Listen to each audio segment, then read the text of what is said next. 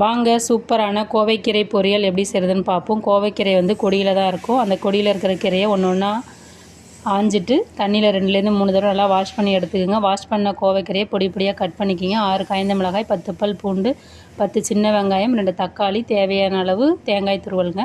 அடுப்பு ஆன் பண்ணிவிட்டு அடுப்பில் வானல் வச்சுக்கலாம். 2 ஸ்பூன் எண்ணெய், கடுகு ஆட் பண்ணுங்கள்.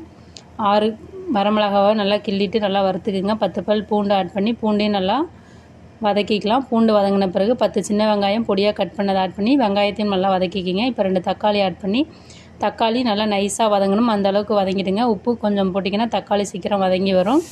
இப்போ நல்லா தக்காளி வதங்கிடுச்சு. இந்த ஸ்டேஜில் நம்ம கோவைக்கீரையை வந்து ஆட் பண்ணிக்கலாம். ஆட் பண்ணிவிட்டு ஒரு 2லேருந்து 3 நிமிஷம் மிதமான தீயில் வச்சு நீங்கள் வறுத்திங்கன்னா உங்களுக்கு கீரை சீக்கிரம் வெந்து வந்துடுங்க.